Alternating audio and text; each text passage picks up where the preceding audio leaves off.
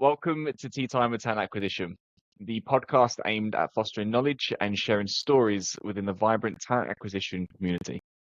I'm your host, Eden, and for the next hour or so, I'm going to be joined by a true HR leader who has over 20 years of experience spanning a range of industries and organizations, including the likes of Credit Suisse, SoundCloud, Blinkist, and most recently, the team at Native Instruments.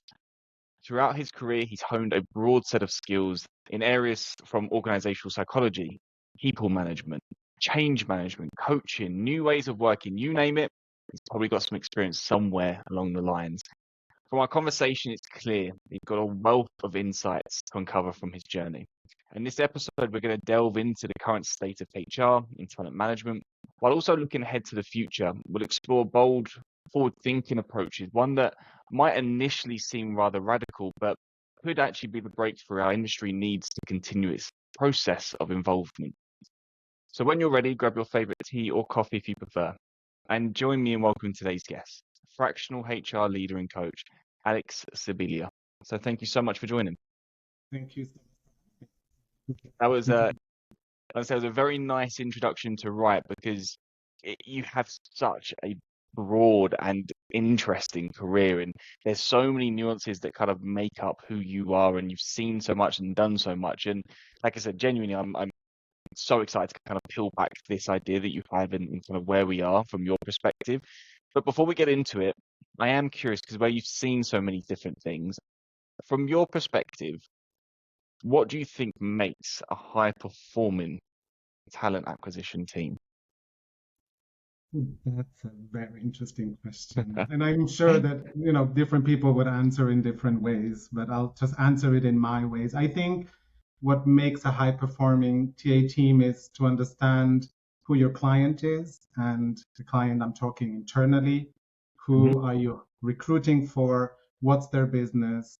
What are their needs? What are their likes? But also go beyond. We always talk about culture within the company, but different teams have different culture. I think understanding that and knowing who am I placing where is super important.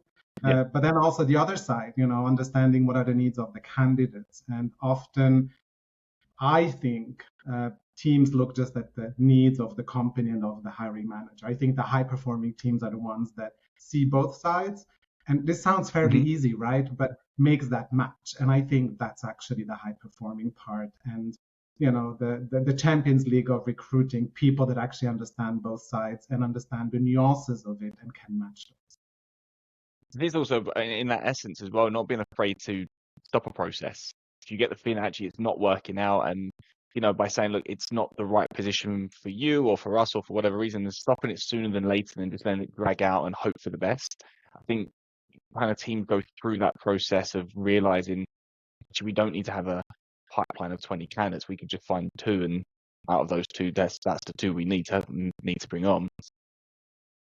Yeah. How do you think on that instance then, as an industry, because again, over the 20 years that you've got, do you feel that we've kind of been seen more as the quote unquote business partners that talent teams are all kind of talking about and saying that's the route we need to go? But do you actually think we've done enough to be seen as that kind of partner at the moment?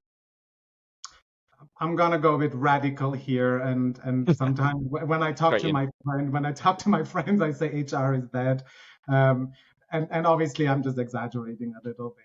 I think if I look back, there was, when I started my job and started working in this industry, there was a lot of this hope and this we're gonna be business partners now. I'm gonna partner with the business, and we're not just gonna be a cost center costing money. And I think there was a lot of this energy of going new ways, going away from being just minions, becoming partners.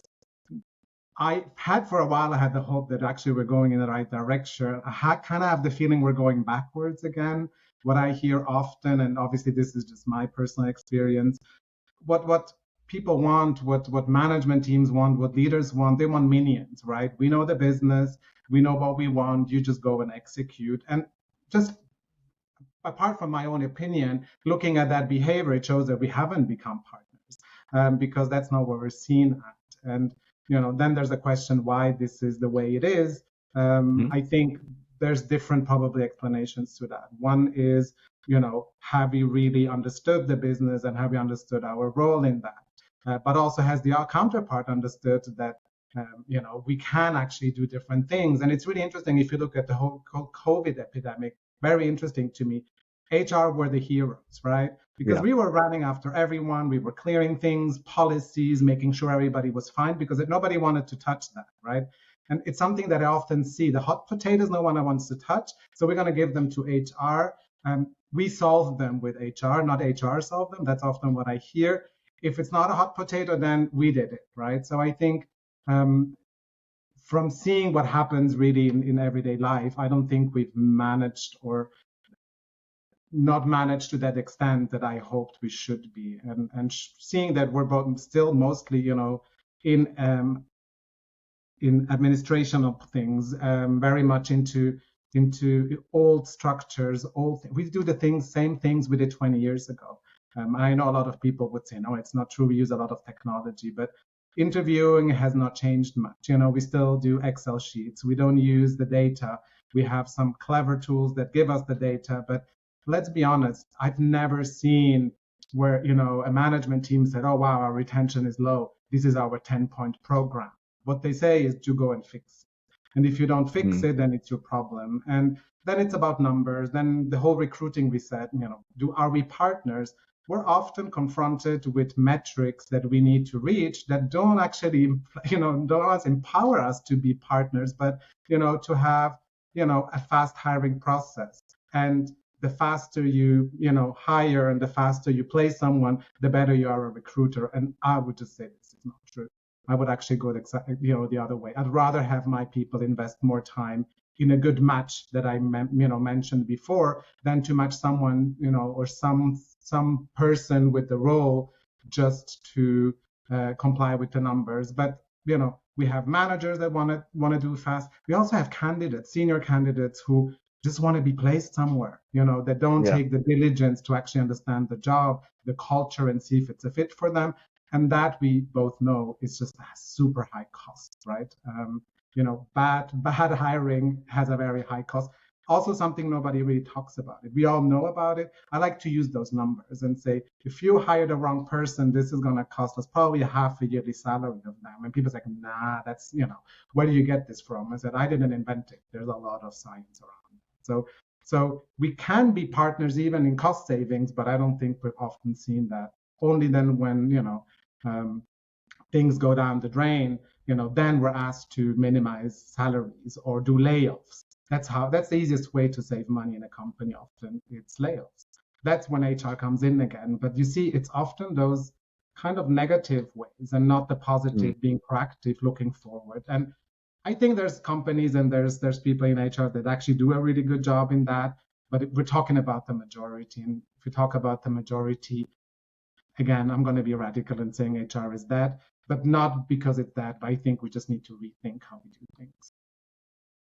Do you think that comes from the cycle of markets, though, as well? Because as you said, you use a phrase like reactive, and obviously the opposite to that is being a proactive partner. I think proactive is the business partner aspect, is exploring where can we drive impact. So if I take a couple of scenarios of during COVID, it was backs against the wall for everyone. There was no real time to be super proactive because we're going through something we've never done before. Things are changing. Literally, I remember my former company at the time, we literally had daily stand-ups across the whole company saying, like, this is what's happening because we're a European-wide company. This is what's happening in this country and so on and so forth. You kind of have to adapt. Are there periods of time where we can become those business partners, or do you feel kind of it's on an overall element, we've kind of just dropped the ball on that side of things? I don't think we drop because I see a lot of people that are actually engaged, and I just think we're not maybe progressing. But maybe that's my point, right? That we're just not progressing as far as we can. Everybody at the moment is talking. Just to give you another example, AI in HR. It's here already. It's like I see companies that have a strategy to think about it in 2 years. Well, in 2 years, AI will think that for you. So. But I think COVID is a very good example. What you just mentioned, we learn to do daily stand-up to adapt to the market on a daily moment and saying, what's happening? Where do we need to go? What do we need tomorrow? COVID left. And a lot of teams did not keep that good habit of actually doing that and saying, where are we? Because we're like, everybody was just happy it was over. And everybody Yeah. just went back to the old things. And that could be just a learning and say, what did we do during a crisis? And that can be COVID or that can be a specific crisis to a company. What did we do there to actually get out of it? And how can we apply this in good times, or I dare say normal times, even though I don't think that exists, but for us in a steady way. And I think also linking to your high performance question, we know from high performing teams that they are actually self-reflective. And when I work with teams, especially when you do engagement surveys, everybody looks at the teams that don't work well and how can we fix it. I love to work with teams that actually have a high engagement score and ask them, what are the factors that lead to you being a high engaged team? Which is really interesting because everybody always knows what's going wrong. But if you ask teams, what are you doing right? People are completely overwhelmed and they have no idea how they reached it. Looking into that, I think is equally important.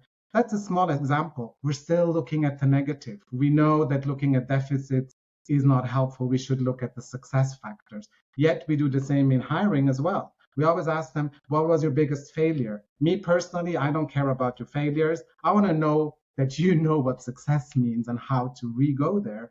Yet it's still a question that is often asked. What are your positive traits and your negative traits? I don't see negative traits. Some have not been development. I always say there's no negative traits. There's just development potential. It's the same thing, but just it's the glass half full or half empty. And I think we're still applying those old concepts instead of asking people what led to success. How would you, do success within our culture? How does it link to the team you're going into? And that, I think, also linking to the person that does the recruitment, how good are they in actually understanding those factors and how they link to each other? I think if I'm honest, I think that sounds like a bit more like a societal shift, though, in how we as individuals are thinking. Because as you're talking now, I'm thinking of a SWOT analysis, right? You give anyone a SWOT analysis, strengths are like one or two things, weaknesses are 25,000 things, right? Always. And then everyone always struggles because no one likes to boast, or very rarely does it happen. And then if you've got that ingrained in people in general, then you've got people, managers of managers, the founders of the companies, etc. They're all thinking probably the same way in that.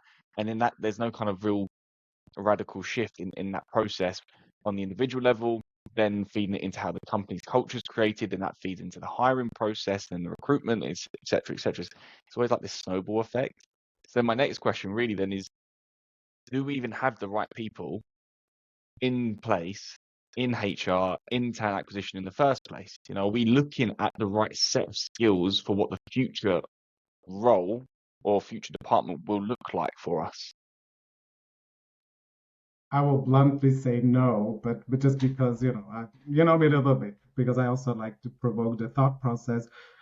I think what I see in recruiting often, and obviously, again, this might not apply to everyone, but and I know recruiting people don't like to hear this, but it's a sales job. Let's be honest. We're selling a job, right?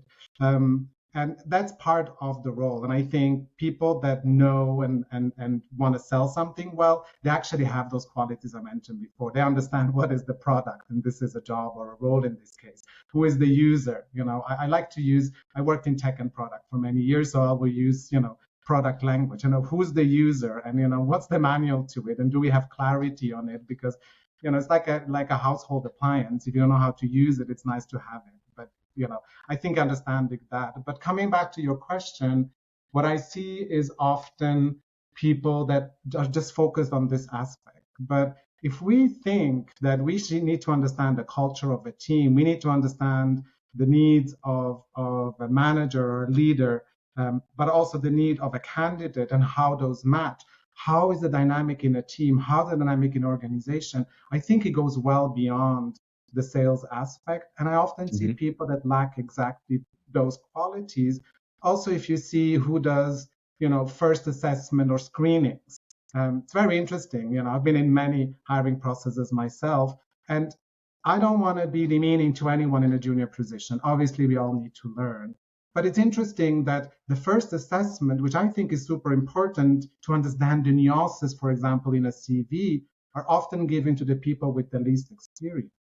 Mm-hmm. And what happens then is that often, and this is my personal experience, but also that I see when working with teams, is what they apply are the classic criteria, right? You have no gaps in your CV. You have too many changes. You just mentioned all the things I've done and been doing and love doing. This is where I often just get on the however unfortunately pile, how I call it. Yeah. When you get the however unfortunately emails.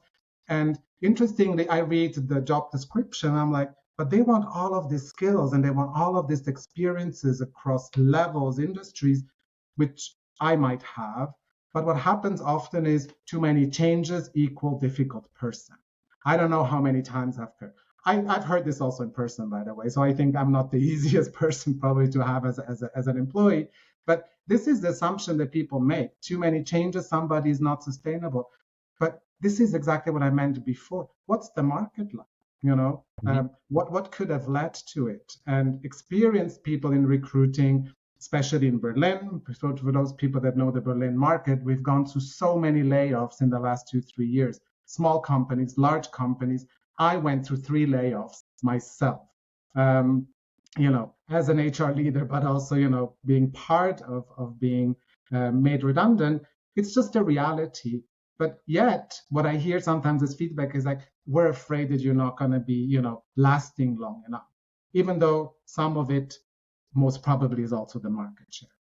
I'm saying there's always different factors, and me included, but these are nuances that are often unseen. And then you have those people without an experience. They will put interesting profiles on a however unfortunately pile, where I, as a senior, look at them and I'm like, wait a minute, but this looks interesting because they bring something that we need, fast adaptability, or somebody who has gone through crisis because that's what the role needs, or an HR business partner needs.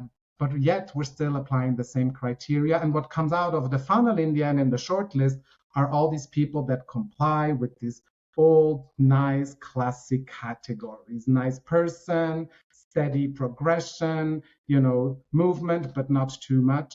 And then I'm asking myself when I read the job description, what do we actually want? We want all of these high-performing, interesting, super experienced people, but do we really choose them? And those people then become leaders. If I look at HR again, this is those leaders that then choose again. And we know the biases, right, we have in hiring. And I think also I think this is why we're not making progress, because we're not going, for maybe the more unusual. And when I hire, I often like to take the number 2 in my shortlist. That's so we're not breaking the mold, are we? As you're saying there, it's just competing. We just keep going through the cycles, and the leaders that are hiring the people that are matching the tick box exercise then become the leaders and do the same thing because that's how they're taught, and so on and so forth.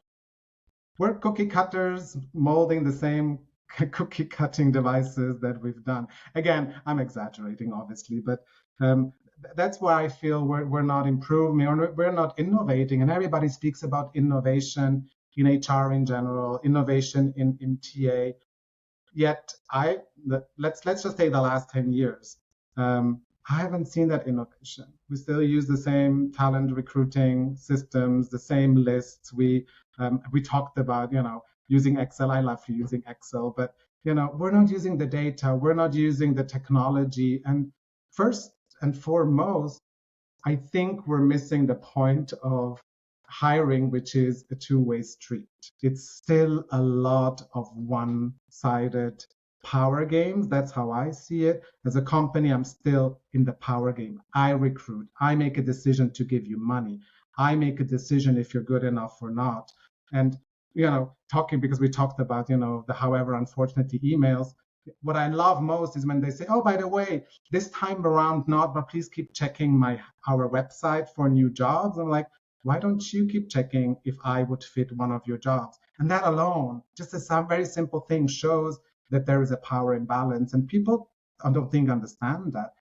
I mean, I could go on at length about, rejection emails and how to phrase them. And yeah. So the however, unfortunately, is a very passionate topic of mine. Could have chosen that one for this topic. We get another discussion. So I'm curious from your perspective, because I could ask this to 20, 25 people and I'll probably get similar answers. but yours is always slightly different. What I mean by that is right now, where would you say we are as a market? Are we in a candidate-led market or are we in a client-led market? I think everybody that you would ask would tell you we're in a candidate-led market, and I'm not going to use the word, but it starts with a B. And I would say no, we're not. We are definitely, not in a candidate-led market, and that's what I was just, pointing at. The power still lies with the clients and not with the candidates, and that for me just shows that there is no candidate market, or at least in my world or how I think. I would imagine this to be completely different if it were a candidate-led market. So what I mean by that now then is because someone will listen and go, well, no, you're right, we're in a client-led market, but most people think we've just entered that. The clients finally have the power because there's so much there's only candidates on the market.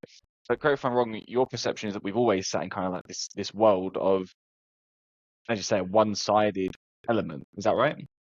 Yeah, absolutely. Absolutely. The power lies on one side, and that for me is then one-sided, Yeah. Like So the former candidate-led market that I thought we were in as well, I'll put my hand up and say, post-COVID, I'm in the situation thinking, yeah, you're right, the candidates have the power. The reality is actually they do to a certain level, but the client still holds the power because they're still the one who's choosing the process, choosing the people they're going forward with. And the candidate's perceived power is, okay, I've got 3 or 4 companies that want to hire me. And that's why we're all thinking one thing and looking at that going, okay, we're in a candidate-led market and we've just switched. But tell me from your perspective then, if we was to have a true shift to a candidate-led market, what does that actually mean from your perspective? Yeah. I think what you're just saying, after COVID, I think for clients, when they just have 3 people to choose from instead of 10, they think, oh, it's a candidate-led market because my choice is very limited. But as long as you have 3 good candidates for a role and you know better than me, that's more than enough if they really are a match, right? But in the end of the day, it's still, we're at the mercy of the client. I'm going to use that word. And for me, in a candidate-led market, the candidates are much more involved in the recruiting process. At the moment, what happens is we decide on a recruiting process that might have 3 steps, 4 steps, some have 6 steps or 8 steps, then depending on the seniority, we might have more or less, but it's defined by the client. This is who we think needs to look at the candidates to make an assessment if they fit. What we're missing in all of this is what does the candidate need to actually assess if this is the right company for them? Because there is this underlying assumption, I'm just going to say this out loud, that we know best for the candidate. That's why we make the process, and that's why we decide, for example, for instance, who they should be talking to. But it doesn't take it into account. Then you always have, just to put a bit of emphasis on this topic, is you go through 4 interviews, and if you're lucky, you get 20 minutes to ask your questions. After I spent 3 hours, 4 hours talking to the client, doing an assignment, which, if I may open a parenthesis, often is free work, which is a different topic we could talk at length, because I'm going to put all my heart and my knowledge in, and you're going to have it from 5 people. And I've seen this so often being implemented without remunerating a candidate, which I think is just a no-go. But at least that's in my world of fairness, that shouldn't be happening. But I've been doing that as well because I was in an organization that would allow for a different way. So they're not involved. They get 20 minutes. Out of those 20 minutes, often then the clients speak 15 minutes because they love talking about the questions. But we're not really asking the candidates, what do you need out of this process? Who do you need to talk to? And if I would go at an extreme in my future world, I would say that the candidates will lead their own recruiting process, 100%. And obviously, this is an extreme view, and I think there's shadows of gray in between. But that, for me, is a candidate-led market if the whole power is being given to the candidate and not to the client. I think when we spoke about this idea, I was a little bit, I'll be honest, I was a little bit taken back thinking, how is that even going to work? Bias seeps in, time for example, I was sitting there from a mechanics perspective going, actually, I want to get a job as quick as possible. So I'm going to do one stage with this person, job done. And it doesn't really evaluate properly. So I said, there's a lot of gray areas.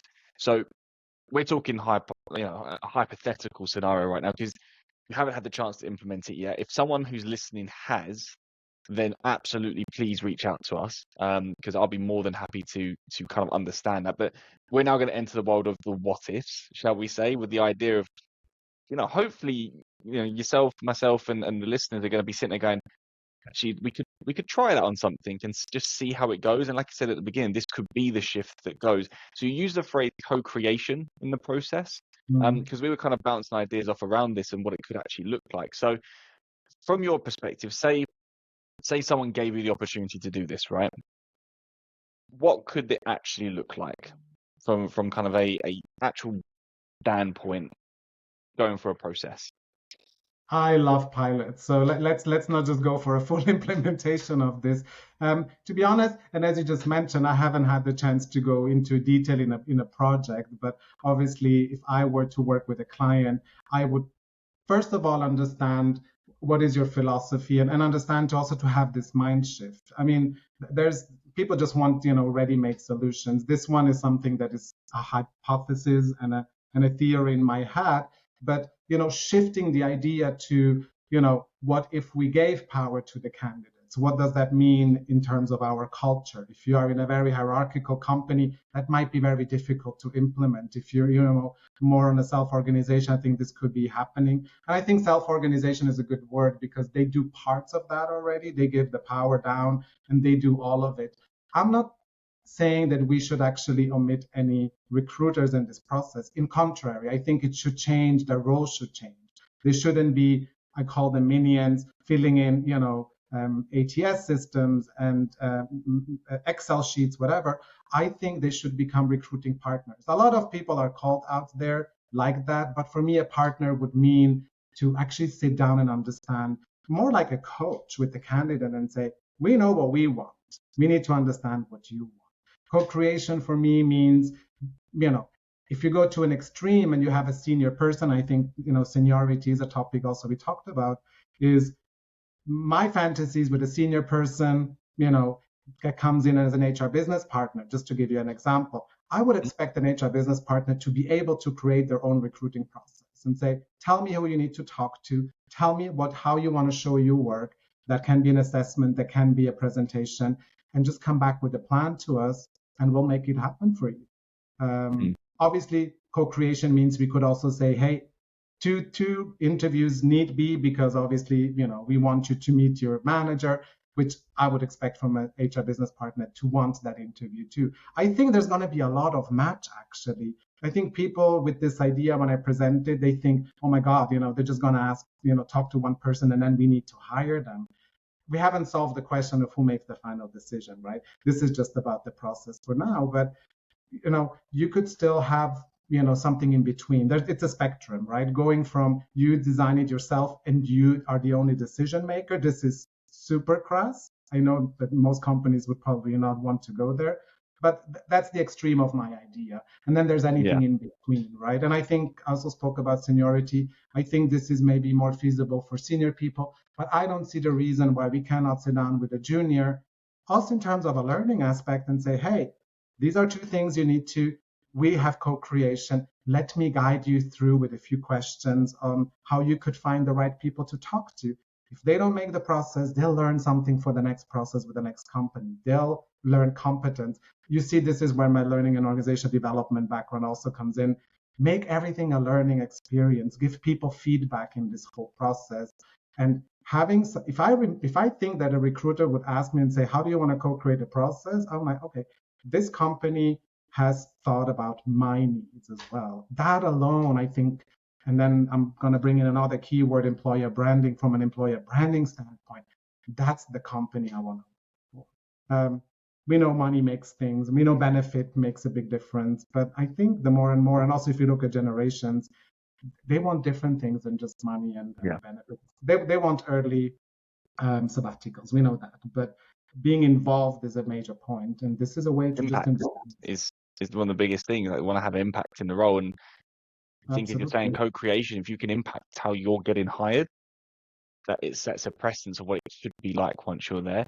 There's a few things that as you speak about this, I'm going to just pick out some of the, and you can kind of quick fire back to me about things that I would look at and go, potential problem, right? So number one, let's say, for example, you interviewed with us right? But you know someone who works here. How are we going to know? How is it going to stop that process of you just going to people you know, or that bias elements start to seep in? People that went to the same university as you, or friends of a friend, or same background, that sort of stuff. How are we going to kind of be able to mitigate that? First and foremost, trusting people that they will be truthful about it. I think this is something, and let's call it the co-creation session, which might be what we call screening now. I would call it the co-creation session. Address it specifically and directly. You might know people. Obviously, you might want to interview those people. This could be part of it, but this is why we think this is not a good idea, or why we think it's a good idea to interview with other people, because you can still talk to them, and you should talk to them. But maybe let's not use the time we have for an official interview. Just have a coffee with them, go to lunch with them. We're happy to provide lunch for it. But let's choose maybe someone else so you can broaden your view. It's a matter of communication, but also trusting that people will do the right thing. And then you always have people that will, profit from that, but they will do the same thing later than within the company. But I think it's hard as a candidate to actually abuse this trust if it's given and communicated so clearly. How would you stop someone feeling, I guess, uncomfortable about how many or how few steps to have, and taking on that the seniority aspect? I think a senior person would feel comfortable saying, okay, this is who I need to understand, this is who I need to speak to. But a more junior, even a mid in some cases, would sit there and go, how many is too much, how many is too few, who are the right people? I've never had to do something like this before. I mean, no one, as far as I'm aware, has had to do something like this before. So but that how would you stop him kind of feeling a little bit like just a deer in the headlights? I don't think there's too many or too few. If we co-create, or we have this extreme view that they actually talk to as many people as they think they need. Some people will need more, and some people will need less. I think there's again, if we go the extreme way, we would just accept that whoever they want to talk to are the right people, and that whoever they want to talk to, or how many they want to talk to, are enough. Not too many, not too little. We're already making this assumption that something is too much and something is too little. But this is still, we're coming from these classic things. We shouldn't have more than 4 steps. And I know, also working with agencies, etc. It's like, don't make too many. We're gonna lose candidates. Yeah, but this is the old thinking. It's my classic phrase. I know, and there's truth in it. I'm not saying there's no truth in it, but that's the thing. If you have a candidate who is super skilled, has everything you want, but they are more on a timid side, they're more on an insecure side. That's a personality trait, right? They might just need more to make that assessment. And if I want the person, why am I not gonna do this? And we go at great length for the for the unicorns. And if you think about that, we should treat everyone as a unicorn. Maybe that explains what I'm trying to say is we're treating unicorns when we want to treat them like that. So we're going to throw in 5K more. We're going to throw in a little benefit. We're going to throw in that. I think we should approach everyone with the same attitude. And if they're not unicorn, then I dare say you haven't done a good screening, which brings me back again to the screening question: who actually screens the candidates? And how do we get those unicorns out? And I think it needs skill, experience, and probably even organizational and coaching knowledge to actually do the screening. And I know a lot of people will probably not be happy about me saying that, but this is not being demeaning, but what the market needs, what the candidate needs, and I think what company needs, and just purely from that perspective. I see one potential big flaw with it, and it is the cost that comes with it. And in the cost, I mean in the sense of training your internal team properly on how to interview properly, on how to analyze and note take and feedback and things like that. I mean, organizations go to great lengths of doing training programs and things like that. So for a small organization, I think it can work quite easily.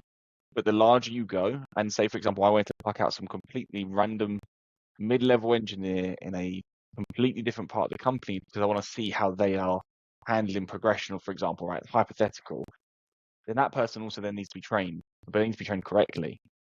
So how I guess we kind of again combat that aspect? I mean, there is always this trying to find a good balance. And I can just tell you, and this is more from an experience point of view, most recruiting teams I've worked with are really frustrated with the level of interview literacy, I'm going to call it, of the clients, of the people that need to interview. But again, we're bringing back, if this is a candidate market, we should show ourselves from the best side. Showing ourselves from the best side means to have interesting, clever, and fruitful interviews.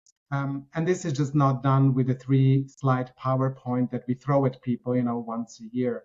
And it goes a bit back again to where you said if we implemented that. I think this is a complete different philosophy behind it. This is not hire fast, just get the right person. We have probation time. We can still exchange them. This is really the philosophy of we're going to put all the effort in it needs to find the right person on the first shot that's going to stay on for longer, and can be someone who develops and bring value, even though I don't, it's a difficult word. Let's say impact to the company. We expect a lot from people, and they have to be impact. Go the extra mile, go 120%, stay the extra hour. But then again, that does not apply to us as recruiters. I don't get this point, right? So we need to put the 120 and the extra mile. I'm not saying we need to work over hours, but I think you get the point. It's putting the effort in, and we do it, but often it's very much on the surface because the internal clients don't want it. You have restrictions. Our budgets are always very short. I worked in L&D for a long time. It's the first budget that always gets cut together with marketing. It's like, we don't need this, but everybody wants skilled people. So there's a lot of contradiction in that. And, how we're going to implement, I think we need to work on what is our philosophy. How much are we willing to invest? How much is the cost of not investing? It's really something that I've rarely seen. And I used it also as an HR business partner, going back to a manager and saying, when they impose their opinion, where the recruiters say, listen, it's your decision, but there's so many red flags. I want the person. I often like to go in with numbers and say, if you do this and the person stays for that long and then leaves, this is going to cost us that much. And people look at you and they're like, are you kidding? And I said, no. So the cost of losing, we talk about cost of hiring. I think with every role, we should also define what is the cost of losing this person within 12 months. I think it would make, even that little thing would make recruiting probably so much more profitable because they don't care. It's not their budget. So they will not be aware of. I like the idea of this because, like I said, it's completely different to what we've all been taught on how to do it. I'm curious to find someone to do this. So I will make it my mission. Either someone who's listening, please reach out. Aleks, if you end up finding a team that's willing to do it, please keep us posted. The only thing I can kind of relate it back to, and we spoke about this, is that, of course, as an external agent, I have to work in the parameters of whatever the client suggests. I can talk about it, I can share ideas, but if you say, like, Eden, this is it, this is it. But I do get some chances. There's some organizations I've worked with for quite a while that will co-create parts of the process with me in the sense of, and I had it literally about 2 weeks ago. They were done. Two-stage interview process. They were finished. And it was like, cool, I want to make him an offer. I'm like, whoa, hold on, because he's not ready yet. So this is what you need to do from his side. So we end up having another 2 stages because the candidate needed some more time. Unfortunately, it didn't work out. And that's because the candidate then found out more information that illuminated things that didn't match from his perspective. So if he'd rushed into it, it would have had the impact you just said, in the sense of would have joined, would have left. We would have obviously then had to go back and replace that person. Would have had this whole knock-on effect. So that is probably the most recent example where we've done part of that, but it wasn't set up from the beginning of we're going to go and do this. It was pure and simple that I knew that the process wasn't finished from the candidate side. But that's because I'm an external partner and they're quite happy to talk a little bit more openly to me sometimes than they are with the internal team. So, but like I said, I'm curious to see this work in practice, or as close to practice as possible. But Aleks, I do appreciate you spending some time and going through all this with us. If somebody does want to kind of continue the conversation with you, where's the best place that they can find you? You can find me either on LinkedIn, but I think that's probably the easiest. I don't know if you have a means to share that. There's also my homepage, which needs a bit of rework. I'm going to put a disclaimer down here. But just reach out. I think talking in person for me is always the easiest. If you like the idea, or if you just think that you want to have a fierce discussion about it because you think whatever I said wasn't right, happy to hear it. I think it's really going into ideas, and that's why I like to go extreme sometimes in ideas. It doesn't mean it needs to happen, but it helps me to be creative. And I come from a user-centric environment. I always ask myself, what does the user need? And at the moment, if we look at the candidate as a user, I don't think that their needs are met. And I think, as I said, there's little things you can do, there's big things you can do. If somebody wants to do the whole shebang, I'm up for it. But disclaimer as well, I've never done it, so I think we need to co-create on this. But I think there are possibilities to go new ways, and I think it's going to make a difference at some point, maybe not now, but in a year or two, when maybe we are in a true candidate-led market. And when resources get tight, I think there can be a lot of advantage of rethinking things now and not in a few years' time. Well, I'll put the homepage into the footnotes alongside your LinkedIn so people can find you in whatever capacity. I think I shared this to you when we kind of did the preparation for this in general, and it's individuals like yourself, it's the HR, it's the TA leaders that are currently in one of the hardest markets that we've ever been to find jobs, that are coming up with some of the ideas that are going to be pushing us through, for 10, 15, 20 plus years after this. And I know it's shit right now for a lot of people, but I do stand by that we're going to see the biggest innovation for the industry, not because of AI, not because of some other fancy technologies, but because we're frustrated and there's people who can make actual decisions being treated poorly in recruitment processes. And then when they find jobs, they're not going to stand for it anymore. And it's going to become the overhaul that we need. So yeah, like I said, once again, I appreciate you sharing your thoughts, sharing your ideas with us. And because I know this was a topic that was very close to you and, kind of putting it out there as well. So, but I appreciate it. So thank you very much. Thank you so much for having me. It was a big pleasure. And if you ever need some more crazy ideas, just reach out. I'm sure I can come up with more than that. So. Perfect. Thank you so much. Thank you. Bye.